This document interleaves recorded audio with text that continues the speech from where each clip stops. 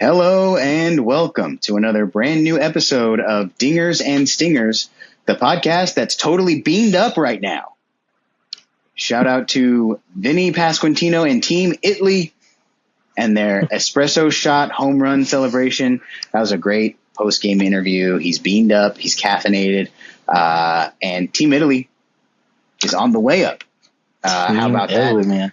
We will talk about the pool play round of the World Baseball Classic to start the show a little later as well. We will preview the AL Central as part of our ongoing division preview series leading up to the start of MLB regular season.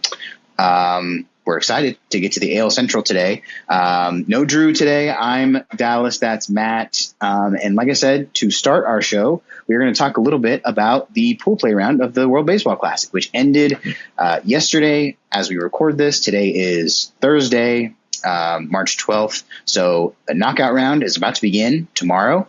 And we know who's playing. And so we'll get to who's playing in the knockout round and how we predict the rest of the tournament to go in the end of this segment here. But now let's talk about the pool play round. So what I want to do is let's just give some highlights here. What was some of your favorite players? Who are some of your favorite moments? Some of your favorite storylines from the pool play round? It was a fun-filled, about 6 days or so of nonstop action. So let's go. Let's just give some of our favorite stuff. You start us off, buddy. Yeah, I mean, if I had to start with my absolute favorite, I think it's got to be just the resurgence and the excitement that is surrounding the DR team, and specifically what that looks like with some of the defensive plays that Manny Machado's made, and mostly the explosion of offense that has been Fernando Tatis. I think I saw he's currently either like second or third all time in WBC history for RBIs scored in pool play. And I mean, his 3-run homer in that last game, I think it was against Venezuela, like just the energy of the crowd and the way he just pimped the ball. And there was just this whole like energy to it. And I remember someone was saying, they're like, you're right, this isn't World Series energy. This is World Cup energy, because you look at the audience, like the fans, and it is just an ocean of standing, jumping, screaming fans. And it's like, this is what baseball could be. Like, baseball could be this fun if there wasn't just like old dudes whispering in your ear to have some respect. Like, baseball is meant to get a little feisty, I think, because it's exciting when it is. Yeah, totally. DR is a great place to start, because they were out for revenge. Last time they majorly disappointed not only themselves, but the world, because of how much we were looking forward to seeing them, do their thing in the tournament. They left in the pool play round. They didn't get out of pool play last time. And so we only got to see them play for a little while, and we didn't get to see them play in the knockout round. So, they were out for revenge, and they are playing like it. They put up double digits on almost everybody that they played against, with the exception of Venezuela in the last game of pool play, which technically didn't matter because they had clinched their appearance in the knockout rounds. But you're talking about they put up 11, 12 runs, 10 runs. Like, it's nonstop with DR. And that I know that you have to put USA and Japan on opposite sides of the bracket just for the opportunity for them to meet in the championship. You have to do that.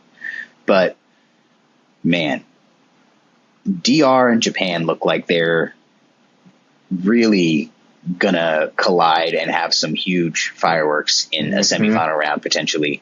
And I do wish that could be a final round, because to watch those two teams go for it for the title would be amazing. But, you got to try to keep it alive to be either USA or DR or USA or Japan. So you got to put them on separate sides. And so, you got to do what you got to do. But, but that team, they're not to be played with. And they, the pitching, they figured it out too, because not only are they've been a lot better than I think they were predicted to be, because it was pretty much like Christopher Sanchez and then like some high potential relievers, but like their pitching's been solid. Like, and granted, they've got great defense playing behind them right now, but like they've had some solid pitching, for sure. But that offense, man, you don't even need to be solid pitching for that offense to win you games. Like, they are just a machine. Yeah. Yep, they've got that cushion built in, right? If they're playing up to their potential, where the pitching can let go a little bit and it still doesn't matter. I mean, they're just blowing people out. But yeah, and for me, so my top, kind of the top thing for me to watch has been, I think I mentioned them at the top, like Team Italy. I mean, this is, kind of something that I didn't really see coming. They ended up 4-0 in the pool play round, like to win their pool, which the USA was in. They beat Team USA by a lot. When they played them, they beat Team Mexico by a lot. I guess the final score of Italy and USA wasn't lopsided, but for a lot of that game, Italy was beating USA by a lot. And so they beat Mexico by a lot. And they didn't lose a game. And so now you're thinking about Team Italy and you're like, wow, can they make some noise? Like, can they be some kind of a, fly in the ointment for one of these juggernauts, as they already have been for Team USA? And who knows what they can get up to. Yeah, dude, Italy's been crazy exciting, and kind of bouncing off that. I mean, we got WBC's first 3 home run game. Vinny Pasquantino, like that is like such a cool, like, little tidbit of history to witness. And I remember, I think it was Drew was talking about, like, they've got a feisty little lineup here, and he was like, I wouldn't be shocked to see them make a little bit of noise. And he's been absolutely correct. They are definitely making not a little noise, but a lot of noise. And so it's cool to see some of these teams who maybe weren't as expected or were, under appreciated coming into pool play, show up and kind of show out. Yeah, I think Team Italy's definitely up there as one of the most fun teams so far to have watched. They are clearly just loving it, and you love to see it.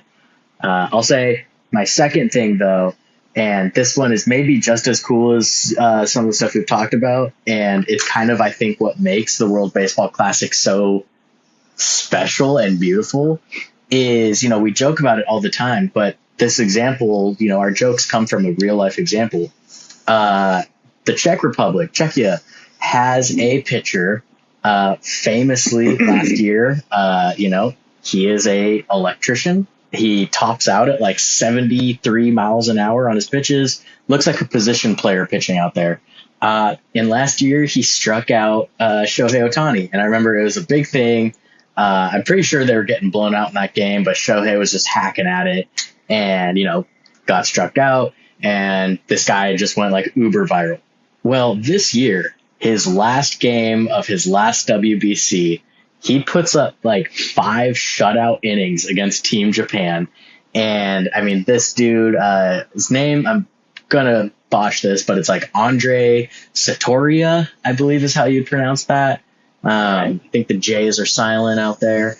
But yeah, I mean, this dude goes out and it's like, imagine you go out on the world stage against Team Japan, you throw 5 shutout innings, and you've got a 9-5 to hit up on Monday.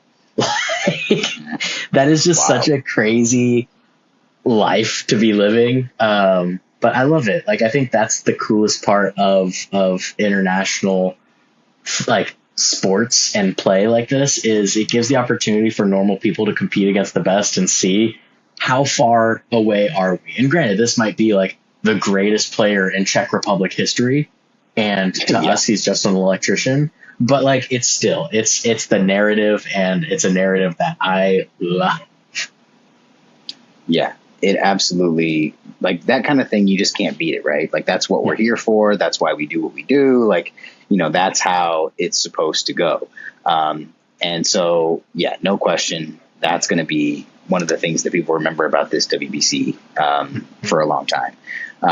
And, it's going to be very interesting to watch his, like, I mean, I'm sure he'll just kind of fade a little bit now, but we'll remember, those of us who watched will remember.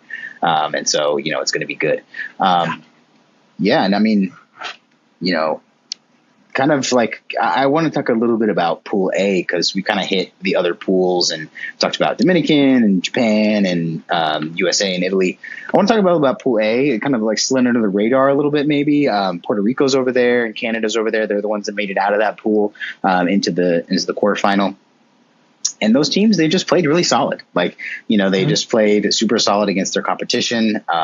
You had a couple of, pretty good games over there. But, shout out to Pool A. You guys, I'm excited to see Puerto Rico in the knockout rounds. I think that after all that they went through over the offseason, maybe not the offseason, but, leading up to the actual tournament, like all that they went through about the players they lost and, everything, it's nice to see them show up and make it happen for themselves. And, it'll be good to see them in the knockout round. So moving on to that, let's talk about the upcoming knockout rounds here. So the teams that are going to be involved, we already know. So that is Korea and the Dominican Republic. They'll play each other. United States and Canada will play each other. Puerto Rico and Italy will play each other, and Venezuela and Japan will play each other. So that being the layout here. So one side of the bracket is Puerto Rico and Italy and Venezuela and Japan. The other side is Korea, Dominican Republic, United States, and Canada. Let's go ahead and plot out the rest of the tournament because by the time we record next, the tournament will be over. And so there won't be a chance to predict a winner before the winner is actually crowned. So what I'll do is we'll kind of trade off here. I'm just going to put you on the spot. So let's put you on the spot, and you'll be the representative for the podcast here. This will be our WBC bracket. Okay, so first up, Korea versus Dominican Republic. Who do you have? Dominican Republic.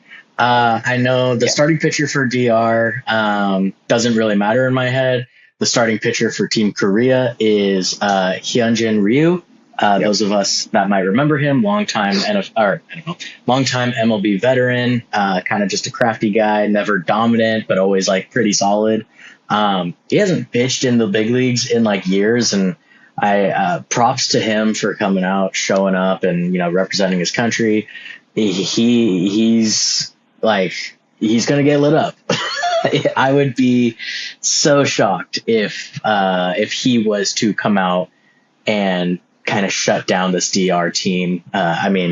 There's like 3 different dudes on DR right now with over like 1,200 OPS. Tatis right now, I think, is sitting at like a 1,500 OPS. Like, dude, yeah, I'm sorry, you're gonna get crushed. Yeah, it's a buzzsaw for sure, and you're going to have to win a boat race if you want to beat them. So, I think that doesn't favor Korea either way. So, a close game doesn't favor them, and a boat race doesn't favor them for sure. So, okay, so we have Dominican Republic going to the semifinal, and then the next one is USA and Canada, a rematch of the Olympic hockey gold medal round from just about a month ago, or maybe not even a month ago, a few weeks ago, but. Yeah, so USA versus Canada, who's coming out of there? I think it's hard to bet against Team USA. Obviously, Team USA disappointed a bit in pool play and kind of left their fate up into other people's hands. But I don't know that I don't know that they're going to let that happen again. I think that they are going to play every single inning as if it's a must-win inning, especially when it comes to how they manage pitching and the bullpen. And so I think Team USA ultimately does come out on top. I don't know that this is going to be like a runaway victory. It could. And I don't know. Do you know who's starting for Team USA, like the pitcher? Top of my head, no, I don't. Yeah, because I was going to say, that would also change things. Like if I knew for a fact it's going to be like Paul Skeens is walking out there, I'm probably just like pretty heavily leaning towards USA. But right now, not knowing anything about the pitching, I'll say USA, but like 65-70% confidence. Okay. All right. So going into the other side of the bracket, we've got Puerto Rico and Italy. That's a fun one. That is a fun one. That's tough. Let me see real quick. I want to know who's playing for Team Puerto Rico. I know we talked about it last week. I gotta see this roster because I know Italy's. I've been following them a bit. Ain't no way Nolan Arenado's playing for Puerto Rico. Good for him. Yeah, he's been having a good time with it. He had his own defensive highlight at third base as well. Kind of flew under the radar a little bit. Was Manny had two in the same night, but yeah, he had his own too. Yeah, and they looked the same, and Nolan's looked very similar too. Just one of those things we've seen Nolan do it a bunch, and it looked the same as every other time he's done it. So yeah, it was good. Yeah, I mean, looking at this, whoa, ain't no way. I'm gonna go Team Italy, and here's why. I like Puerto Rico's team. I do. Their leading offensive producer right now is Martin Maldonado. Not the guy who I think leads you to the promised land offensively. I think we both know from firsthand experience that he doesn't. Certainly so. And so, yeah, I think I'm going to say Italy. Just the way they've been playing, they feel like they are just so bonded as a team. It's reminiscent to, I don't know if it's the last WBC or the one before that, but that really fun special Mexico team that just felt like they were the power of friendship. It didn't matter if they were playing the best team or the worst team. They were just having the most fun and winning games. Italy's kind of giving those vibes right now. I mean, they've got a pretty decent bullpen. It's a number of Padres bullpen guys actually in that bullpen. And then Vinny Pasquantino, man, I think this is maybe where he establishes himself not as just a casual number two to Bobby Witt, but as a bona fide star himself. This is a very good player when you look at the stats. And I think, if I'm not mistaken, he's pretty much one of those locks to be 100 RBIs a year kind of guy at this point in his career. And so I like their team a lot. I'm going to go Italy. Sorry, that was a real big roundabout way to get to that. I'm going to go with Italy. All right, Italy it is. I like Italy too. They feel like it's a year for them to go as far as they can anyway. And then the other game in the quarterfinal here on this side of the bracket is Venezuela and Japan. Venezuela looking okay, looking pretty good. Mm-hmm. Yeah, Venezuela is looking good. Unfortunately, I do think that this is just a unfortunate first round matchup. I got to go Japan here. I know Luis Ariz kind of turns into Barry Bonds when it comes to WBC play. I just don't know that matters all that much when it comes to this Japan team. And Yoshinobu did say, I believe he's the one who's going to be pitching against them. Yep. This is the last game he'll be pitching. He's going to return to the Dodgers after this. So I think he is going to kind of go balls to the walls a little bit, and they'll get what they can out of him before he heads back to spring training. So unfortunate, because this is actually, I think, a really good team. It's just a unfortunate round one kind of matchup to go against. Yeah, I think so too. Tough draw. So speaking of, tough, let's make a tough call here. You've got USA and the Dominican in the semifinal round over there. So who goes to the final out of those two? Gosh, this is such a coin flip to me based off of pitching, and we just don't know who's going to be pitching in this game. But if I was to say best on best, let's say Christopher Sanchez versus a Paul Skeens, I think I'm going to go DR. I think that they have better defense. I think that they have better offense. And ultimately, it might be a thing where DR wins in a closer game, but 3-1 or 4-2. It could just be one of those things where they just have enough, but I just think they're better all around. And if the pitching can give them a decent game, I think that they beat the USA team. I think I'll take DR in that matchup too, so we agree there. Okay, and then we have Italy versus Japan in the other side. So who goes to the final from those two? Yeah, I think Team Japan might be too ethical to let the friendship team beat them. So this is the end of Italy. I do think this is where Japan just kind of shows they're too ethical about it, man. Every single player just looks so technically perfect when they play. And I think this is end of the line for Italy. All right. So then we've got Japan versus Dominican in the final. So my B in the beginning of the show, I thought they were on the same side of the bracket. They are not, so they can meet in the final. So that would be awesome. I would love to see that. I would love to watch that. So Japan versus DR in the final, who would you take in a Japan-DR final? When push comes to shove, I feel bad because I know that this is supposed to be representative of the whole podcast and how we view it all, but I think I am going to go with DR. Until any pitcher proves to me that they can shut down this offense, nobody's hitting like they are. Even Team Italy, who has a guy hit for 3 home runs, isn't putting up 12 runs. Like, it's just one of those things. The best teams and the way that they've been playing, the very best teams, aren't scoring as many runs as the DR.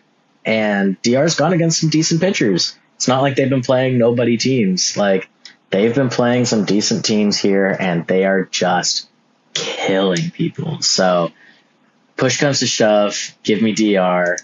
I just think the vibes are off the charts, and they're just out for blood. I mean, this may be the best offensive lineup we ever see. Like, just top to bottom. Yep.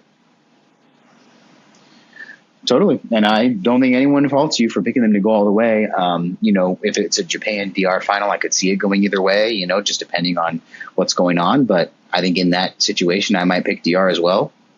It's what I want to see. I want to see that team win. They're having a lot of fun, and all those guys, have potential to carry that momentum into winning seasons for their MLB teams too, because a lot of those guys play for teams that are going to be in the mix. So, it's going to be fun. And so have you there seen you go. O'Neal Cruz's stat line, his batting line? Yeah, he's going crazy. Casual 2 home runs, 4 RBIs, a casual 1,000 batting average. Yep. To have him be someone you can just kind of put in there and deploy when you need somebody, it just shows you how deep the lineup goes and how deep the roster is. And so you can just have him go up there and hit a missile, and that's okay too. It's not fair. And I think that they'll have the power to do it. Okay, so there you go. You heard it here. DR emerges on top of the WBC. We'll check back in next week to see how it goes. The final is on Tuesday, I believe. So we'll be recording a couple days after that. So we'll see how it goes. All right, cool. So let's move on to our main topic for today, where we'll spend the rest of our time for today's show, which is our division preview of the AL Central. So far, if you've missed it, we've done the NL Central. We did that last week. We've also done the NL East and the AL East. So if you missed any of those episodes, make sure to go back and check those out for our division preview so far. AL Central, we're on number 4, so only a couple more left after this. And fittingly, there's only a few more weeks left until regular season baseball starts. So, we'll finish right there on the wire. But here we go. So let's talk about the AL Central today. So how we'll always start is with where we've been. So that's the 2025 season standings, the final standings for the last season. The winner of this division was the Cleveland Guardians. They won 88 games and lost 74 games. They made the postseason, obviously, and then went on to lose to their division rival Tigers in the wild card round. The Tigers finished second. They finished 87 and 75, which, if you are keeping track, is only 1 game less than the Cleveland Guardians won. They did get their revenge, though. We'll talk about that later. They would also make the postseason. They beat the Guardians in the wildcard round and then lost to the Mariners in the ALDS, that awesome ALDS that went all the way down to the wire. So cool. But in third place in this division, the Kansas City Royals came in a respectable 82 and 80. Not too bad. The Minnesota Twins came in fourth, 70 wins and 92 losses. And then the Chicago White Sox, once again, basement of this division, basement of the sport, 60 wins, 102 losses. That is still really, really bad, though not as bad as the year before, I suppose. Hard to be worse. Yeah, it was hard to be worse than the worst team of all time. But going forward now, talk about where we're going. So we're going to talk about these teams' off seasons, and we're going to give some short previews for what we think they're going to be up to in 2026. So starting with the Guardians, as we always do, we go in finishing order. So starting on the top with the Guardians. So the 2025 season was one of the most remarkable in Guardians history. They overcame being 15 and a half games behind the Tigers in July and went on a 19-4 run in September and won the division by 1 game. The Tigers did get the last laugh, and the Guardians fell to their division rivals 2-1 in the wild card round of the postseason. So let's take a look and see how the Guardians used the offseason to avoid 1, being 15 and a half games back in July, and 2, a first-round exit once again. So offseason recap for the Guardians. Let us know what went on. Yeah, so I mean, I think the big news of the offseason for them is they extended the star, the Cleveland Guardian himself, Jose Ramirez. They keep him in place. He is probably the best player ever at this point in Cleveland Guardian history. If not up there as one of the best. He is just a perennial MVP candidate. He's entirely underrated as a player. He will forever be one of those guys who is just always top 5 in almost every category, but never number 1. He's a stud. And so they locked him up. His contract wasn't up, but they probably, wanted to keep him closer to a market rate just to make sure he's happy and willing to stay. So then they didn't bring back guys like Jacob Junis, Lane Thomas, Ben Lively. Those guys moved on, but they were able to bring in first baseman Rhys Hoskins, who will be replacing, who knows? No one really knows this Cleveland Guardians roster all that well. And then Sean Armstrong, Connor Brogdon, Colin Holderman. So just, some bullpen guys. It's pretty classic Cleveland Guardians. I mean, on one hand, you're like, ooh, Rhys Hoskins, that's a name. But it's also like, ooh, that's really old Rhys Hoskins. So that makes sense. It's not like they're signing him in his prime. So it's a pretty standard, I feel like, Guardians offseason. They're not huge spenders. They kind of just do good with what they have, and they love letting their prospects develop. Yep. They sure do. And, it's going to be more of the same. It was more of the same, this last offseason. Cleveland's one of the most reliably competitive teams of maybe the last decade, right? They have, won their division 3 of the last 4 years. They've, made the postseason 7 of the last 10. So, they're always in the mix somewhere, no matter how, inactive maybe in the offseason they are, or how small of moves they make, things like that. Currently their payroll ranks 29th in the majors. Only the Marlins are lower than them. So, it's really a team that is not one that when you look at it, they have big money stars on it. But, they do what they need to do to build something around Jose Ramirez, and they do what they need to do to build a team that can compete. And frankly, a lot of that strength over the last 10 years has been kind of due to the fact that their main competition is their division. And this division, right? These teams not putting up that much of a fight to the Guardians over the course of the last, 10 years or so, and certainly the last 5 years or so. So talk about their Guardians. They have I think they have the longest championship drought in the majors. I might have to be corrected on that, but I think they do. Do these moves get them any closer to ending that? I don't think so. When it comes to how much better is this team than last year's team, I don't think that they are that much better. And so it's going to come down to their division and their competition. The Tigers aren't going to blow a huge division lead again, I don't think. And so you have to keep in mind that last year you kind of had that miracle run, and that's what got you where you were. In July, you were looking at this thing like it was an on-fire garbage can, like it was a disaster. And so, the comeback and making the postseason and all that kind of erased all that. But, you look at that team and this team, and they look pretty similar outlook wise to me. Yeah, I think, that it's definitely, you got to catch a little streak of luck to go on a run like that, no matter how good of a team you are. And so for them to do that is awesome and good for them. But it is one of those, like, this team is eerily similar, year to year. And yeah, at various points of the season, you would have looked at this team as like a blow it up, restart from the surface level, and kind of build this thing new. So it's an interesting philosophy, one I don't think that this podcast agrees with, on how to run a team. But Guardians can do what they want. You are absolutely right, and it's not particularly close. This team has been 77 years without 77 seasons since a World Series. They are the longest. They are not amongst the list of never won, but the last time they were in a World Series was 1948. Wow. We're talking just after World War II here.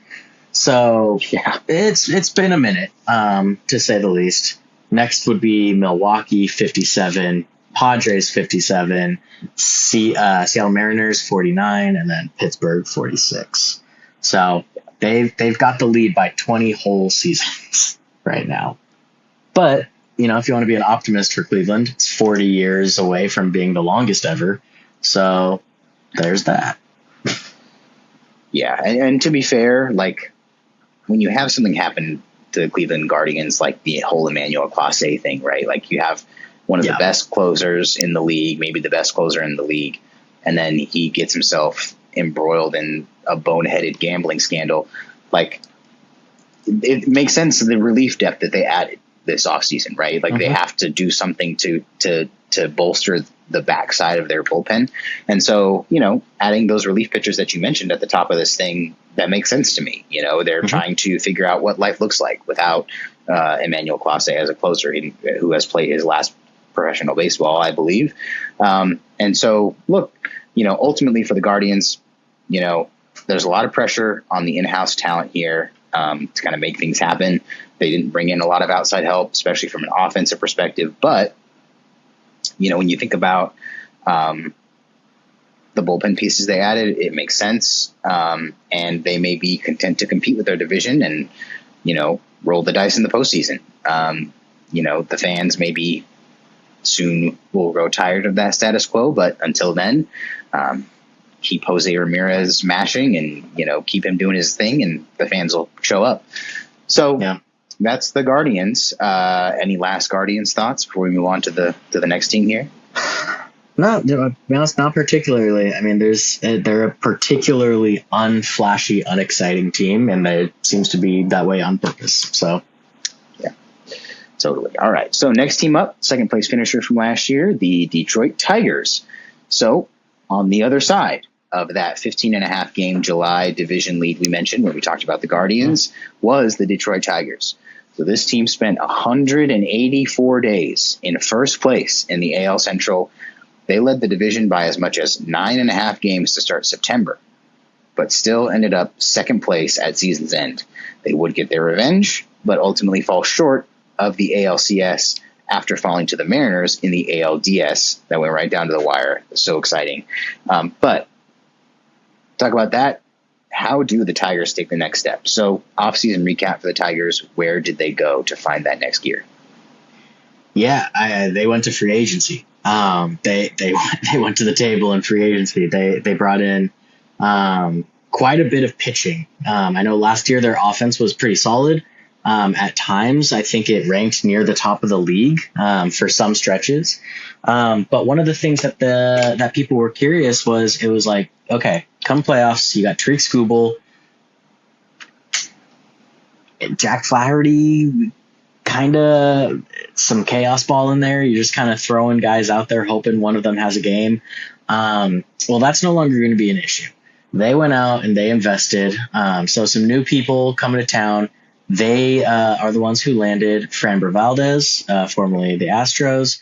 They bring in Kenley Jansen, Kyle Finnegan, Drew Anderson, and the hometown hero, Justin Verlander. So, not saying Justin Verlander is going to go out and pitch 200 innings, nothing like that, but they bolstered this rotation. They bolstered this bullpen, and so they kept the Torres around. He was a key piece of that offense. Played really well in Detroit this past year, so they kept him on the quality offer. And then they lost a few guys, but Chris Paddock, Andy Ibanez, Jason Foley, Tommy Conley, and Alex Lange. So overall, it seems like they almost perfectly mirrored their losses with their additions. So they let some guys go. They brought in their replacements. They spent a decent amount of money doing so. And all the while, they, dealt with some arbitration with Tariq Skubal, and he's at least going to be on the team this year. Yeah, so that was kind of like, it was the whole focus of the first part of the winter for the Tigers was getting through that Skubal arbitration, So, once they got through that, figured out what the number was going to be, and it was, one of the high, I think it maybe been the highest arbitration, number that a player's ever gotten, which makes sense. But once they found out what the number was going to be, then they knew what they could do.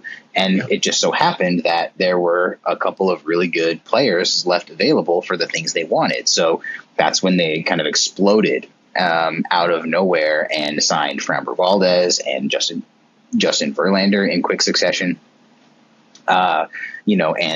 Somebody like, Kyle Finnegan and Kenley Jansen too. Like, these are not nothing additions. Like Kenley Jansen, he's going to be a solid closer for them when they need him. And, when it comes to the whole theme of last year was not being able to finish, right? Like you have this whole big thing and you can't finish. Well, Kenley Jansen's a finisher. And, regardless of his age, and he still hasn't shown yet that he can't be that finishing guy. And so they'll rely on him to do that and to change the narrative around this team from last year.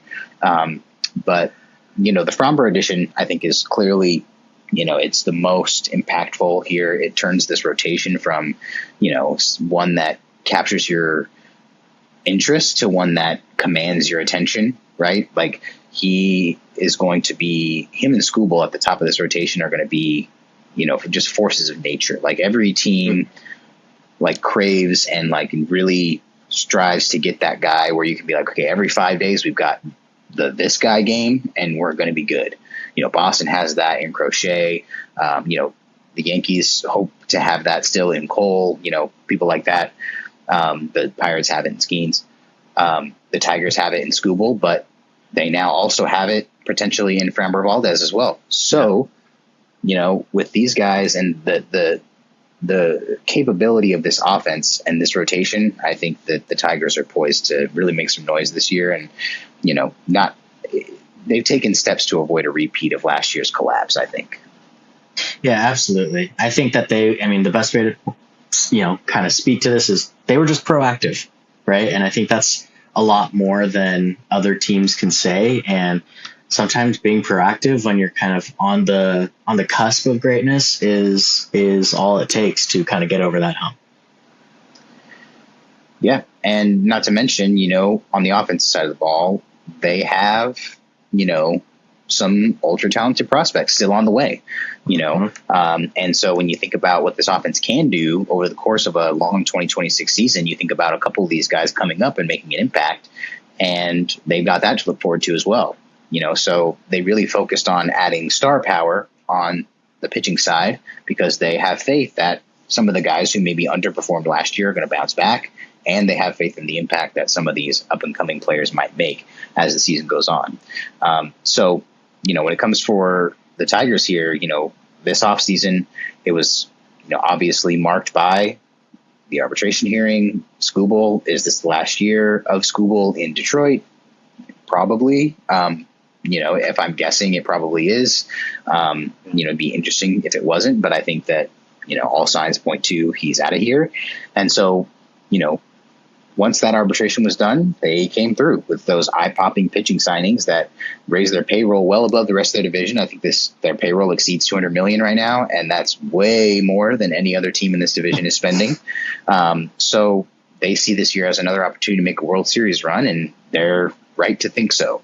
They did fail to meaningfully improve the offense, but we talked about why that might be, right? Like we talked about the people they think are on the way that will help them. So will the Magic find them, or like last season, will it all crumble under the weight of a long season? Who is to say? But we are looking forward to seeing what the Detroit Tigers have for us in 2026.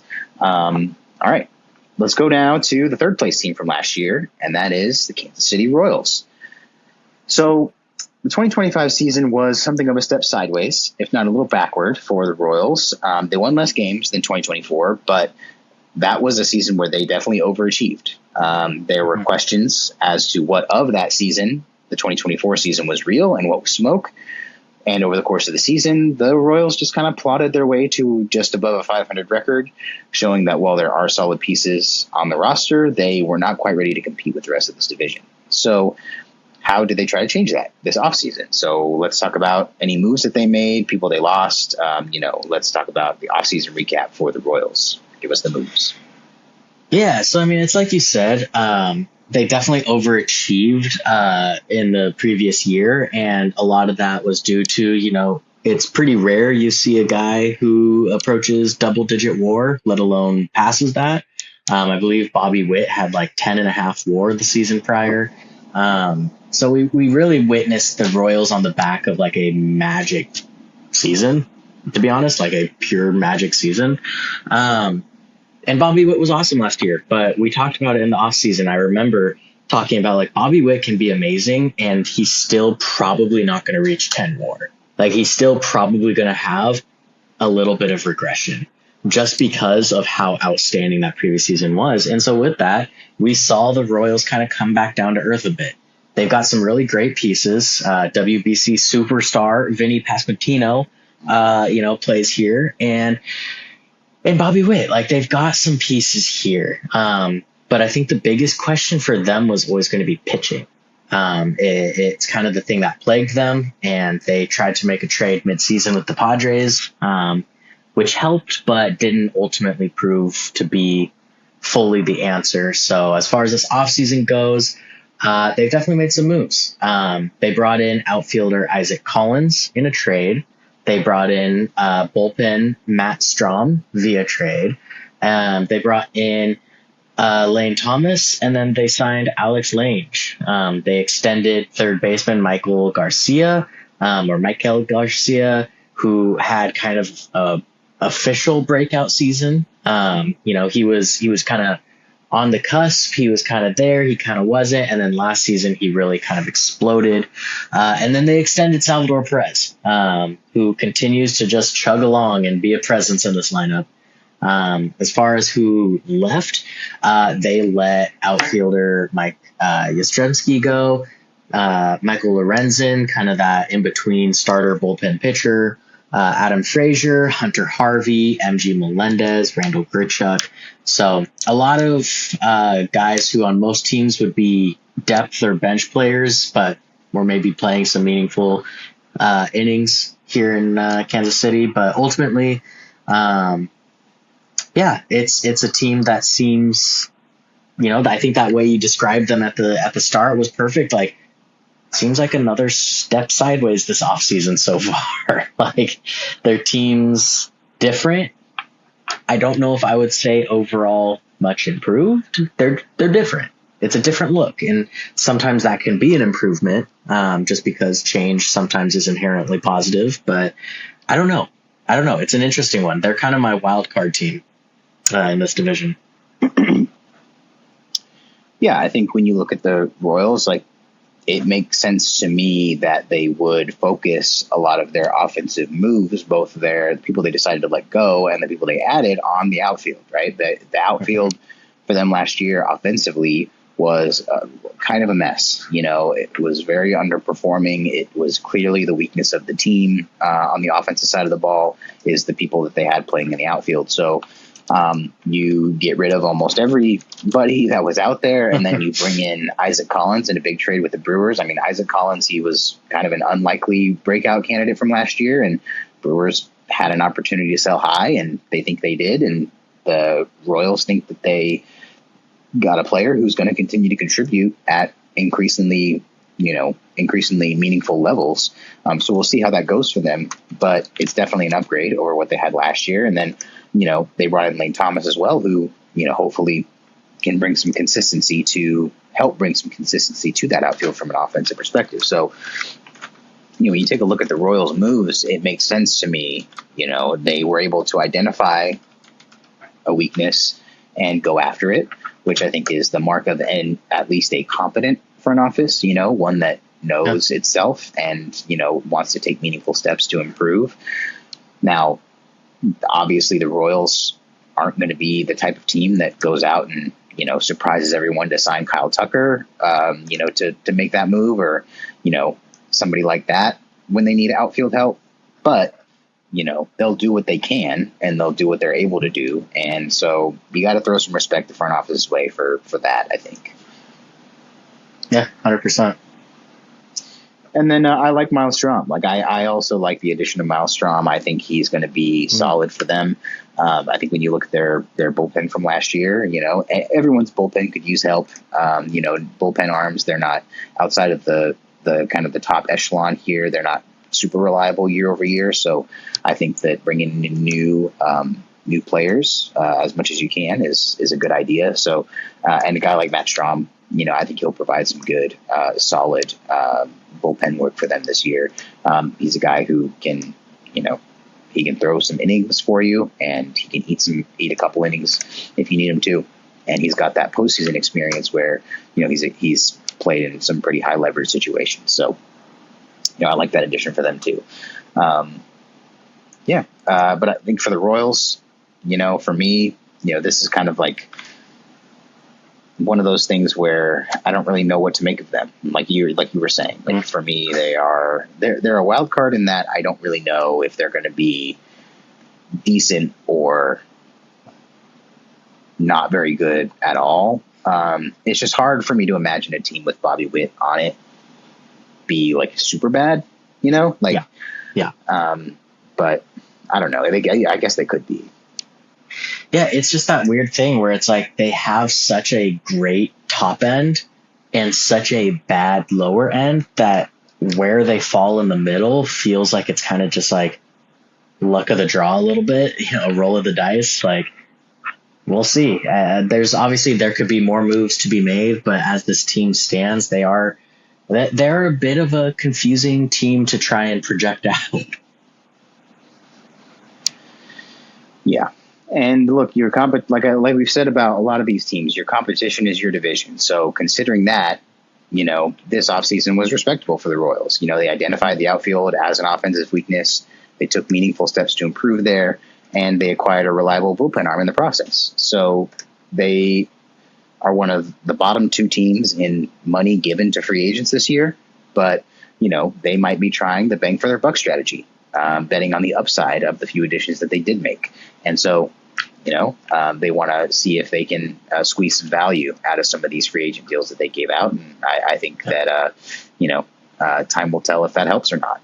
But moving on from the Royals now to the Twins, our next team here, second to last team in this division last year. So obviously 2025 was a disappointing regular season campaign in the Twin Cities. Yeah. It was marked by chaos, punctuated by a surprise trade deadline, like half sell-off. The Twins, they did seem to be careening toward a teardown this offseason. That was the energy. That was maybe even the message that we got from the trade deadline moves that they were making. So let's see how the offseason went down. So take us through the offseason recap for the Twins. Yeah, so, the Twins, I think, were a bit of a surprise sell-off. It just didn't ever feel like that was their goal, and then it ended up happening. But we got a lot of new blood because with mass exodus comes a lot of vacancies and openings. So starting at the top, they got a new manager. They bring in Derek Shelton. They bring in first baseman Josh Bell, catcher Victor Carantini, Taylor Rogers of the Rogers Twins, Alex Jackson via trade from the Orioles. They got Eric Wagaman via trade from the Marlins, Tristan Gray from the Red Sox. They didn't re-sign like any of their notable guys who were free agents. And then Christian Vasquez and Genesis Cabrera are on the way out. So again, a lot of new blood, a lot of kind of a new look. New manager is going to have his own philosophy, his own style. And he's come in and he's made some moves. So it's a totally different look Minnesota than the one we've been used to. Yeah, and maybe less so than we thought maybe it would be, right? Because you got Joe Ryan, Pablo Sandoval, Pablo Lopez. Pablo Sandoval not currently playing in MLB. Last played a long time ago. He could try, I guess. Pablo Lopez, the pitcher, and Byron Buxton, all still here. When it was kind of the expectation after they made those trade deadline moves that they would be traded this offseason. At least two of those guys would be traded in this offseason. So they weren't, and they remain with the Twins. So it's kind of weird. Like I think the biggest takeaway I have from this offseason for the Twins is there seems to be a lack of cohesion in the front office. There seems to be a lack of organization at the top of the organization, I guess. Like they just don't seem to know what they're trying to do. And a shaky foundation like that, it's tough for me to get behind any team where that's the case. Like, were you going to fully tear down? Okay, then you probably should have traded at least two, if not all three of the guys I just mentioned. Okay, you're not going to trade those three guys? Well, then you should probably spend some money and try to fill the vacancies that you made when you traded a bunch of guys who were solid at the trade deadline. But they didn't do either one of those things. They just added like below replacement level players and then also didn't sell off any of their big assets. So I'm just confused like as to what's going on here. And that makes me really doubt whether this team can make it happen this year. Yeah. I mean, it's definitely a lot of the moves even that they made don't feel like huge needle movers. I mean, you're not signing Josh Bell being like, well, that fixed the offense. Like there's clearly holes on this roster, and it's a first year under this new manager. So we could potentially see a year where they're just okay, not being that great. And, we've talked about it's okay for a team to recognize where they're at as long as they're willing to commit to a direction and a vision. We talked about this last time with the Cardinals, like, hey, if you're going to blow it up proper. Twins kind of held on to some of their guys, but I also wouldn't be shocked to see if those guys are on this team by the trade deadline or by the end of the trade deadline. Because it feels like all three of those guys, I mean, Pablo Lopez, Joe Ryan, Byron Buxton, all feel like perfect movable pieces that could get you back quite the haul. I know Byron Buxton at least has a no trade clause, I believe, so his is a little tougher. But those pitchers, I mean, every trade deadline, pitchers are such a premium. So we'll see. I could definitely see them being sellers once again this year, though, just based off of how they look and how I would project them out, at least. Yeah, and now we even know that Pablo Lopez he's not going to play this year. Like that's a problem for them as well. Like that's a huge problem. And Joe Ryan's already had issues with his back. Like he's probably going to play to start the year because I think he's going to join Team USA actually even. And so like he's going to join with the team and play a little bit in the tournament. But that's not a great sign that that's starting so early, like, with him. And so how much time those guys are going to be able to give a Twins team that desperately needs them if they're going to compete. We already know Pablo Lopez isn't going to be able to give them anything. Who knows how much Joe Ryan will be able to give them? I hope a lot, but with injuries bugging him this early in the year, who knows? And then Byron Buxton, we all know his history. Like we want him to play a full season every year. And so I hope he does, but it's a definite question that you can have. And so on a team that now, because of the way they're structured, so desperately needs those guys, the time that they're going to get from them is really up in the air. And that makes me really, really nervous about this team. And it makes their offseason look a little bit it'll look a little bit lackluster, for the lack of a better word. But it doesn't look great. No question. Things have potential to go off the rails when your front office and the top of your organization is in such a volatile place, right? And it's top down. And so a team with a shaky foundation, it's always prone to just completely collapse. And so I don't hope that for the Twins. But I'm very nervous to see what goes on for them this year, and how bad things can get is pretty bad. And so I would really hate to see that happen.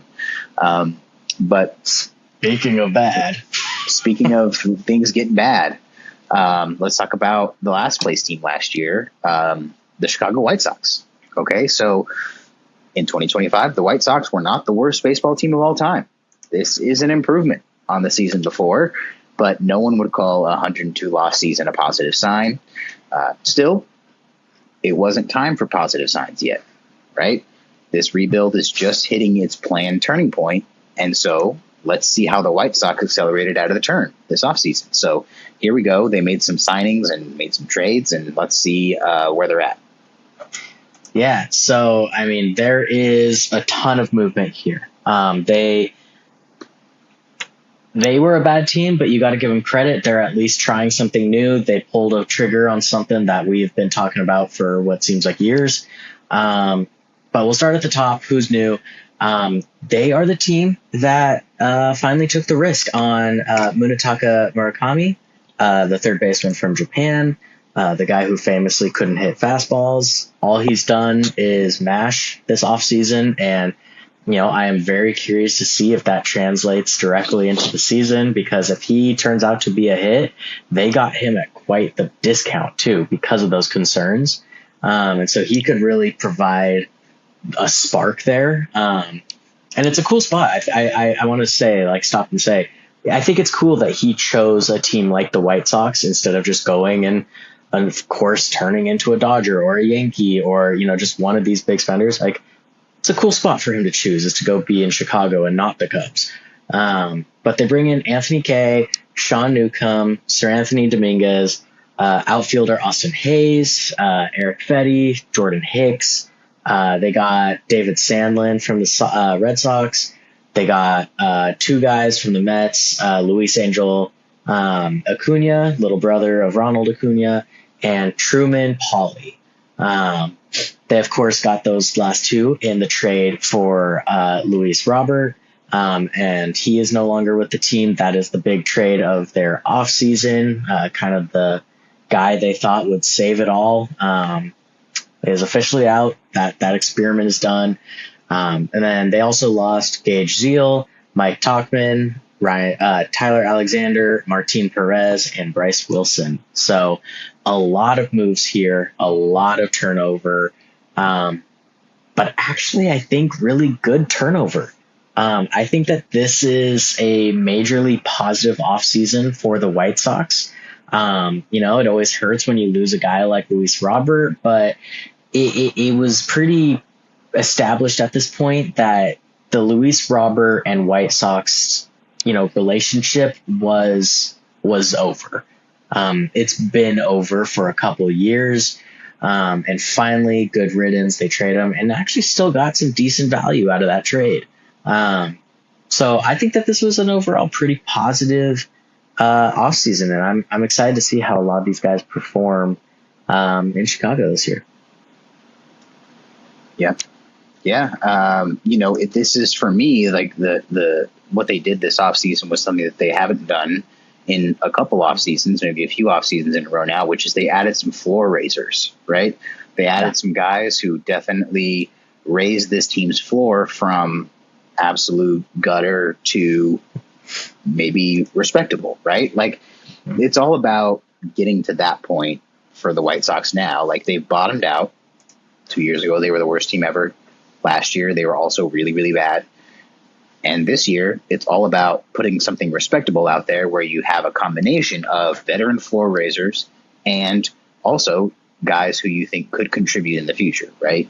They brought in a bunch of those guys, a bunch of both of those types of guys this offseason, and they got rid of guys who they didn't think fit that bill. So, you see the front office now making the first kinds of moves that they think will contribute to the slow angling rise that they're on right now. And so you can only hope for White Sox fans that it works out. I mean, to watch a team again this year put up something like the last couple of years would be really, really tough, especially considering all the action that was taken to not repeat that this year. And so, yeah, I mean, again, it's all these off seasons are graded on curves for me. Like, what's the plan? Well, the plan this time was, let's actually make a meaningful effort to improve a little and put a respectable product on the baseball field this year for the first time in a few years. And if that was the mission, I think that they did pretty good. I mean, Murakami, he's got nothing but upside, because of the deal they signed him to. It was kind of weird, like, that he waited all that time and so long that the White Sox were just like, I guess we'll take him if no one wants him. Like, okay. Yeah.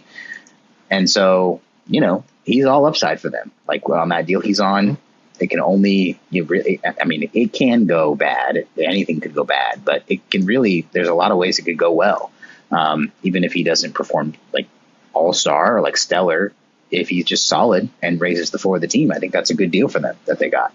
So, yeah, and at least there's some excitement here, right, around him. Like, that is the first injection of life into Chicago White Sox in a long time.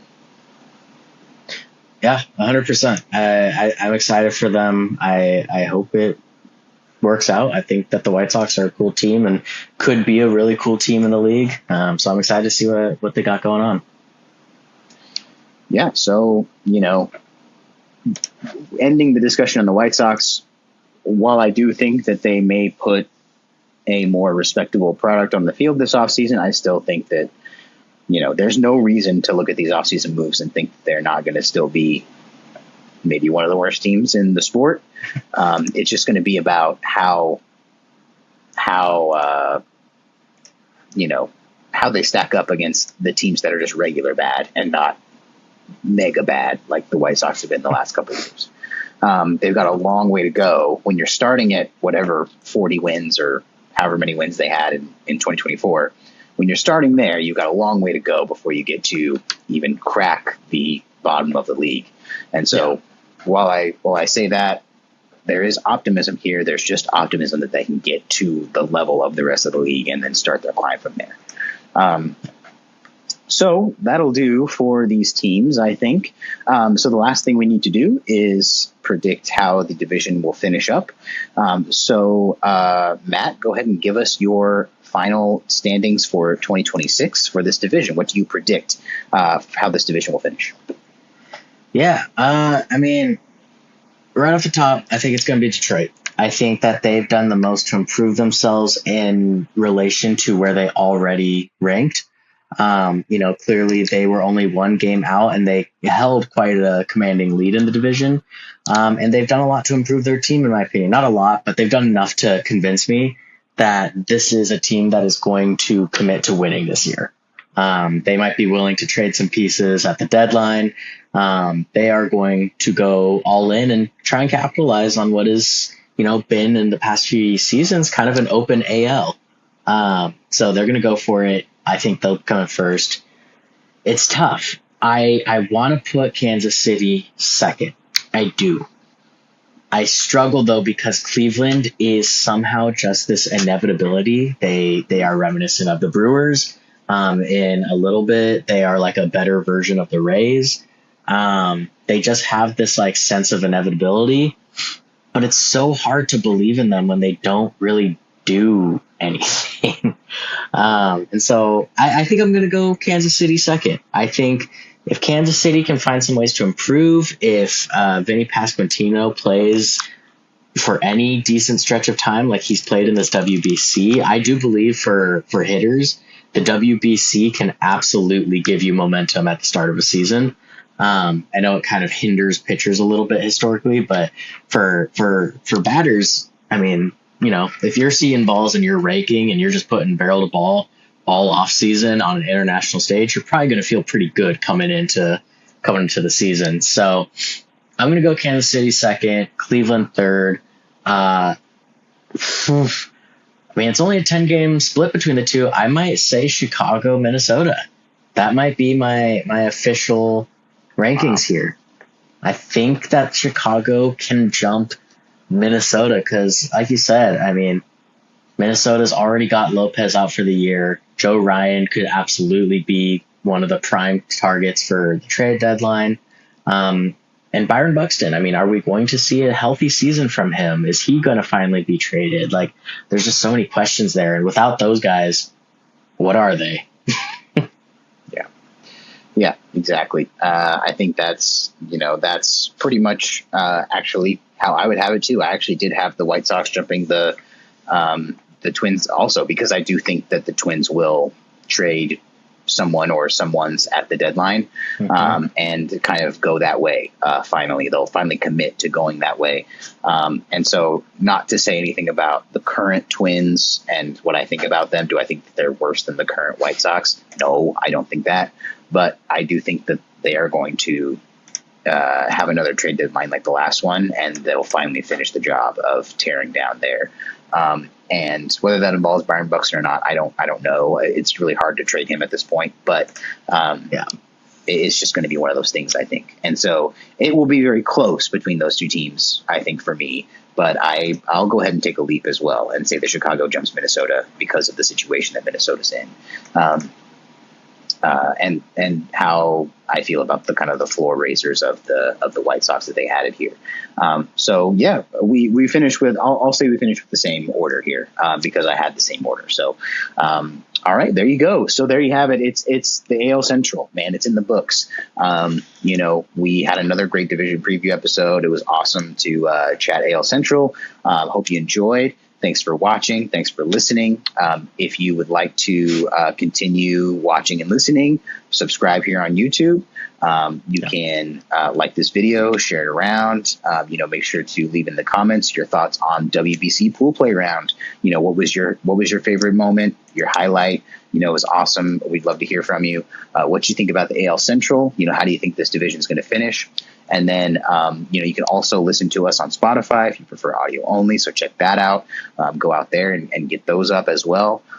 Hit all the good buttons on all of those places. And, until next week, we're going to go out west next week, and we're going to continue our division previews, and we'll talk about who won the freaking WBC. So it's going to be a stacked show next week. We look forward to it. And until we talk at you at that time, take care, and we will see you then. Goodbye.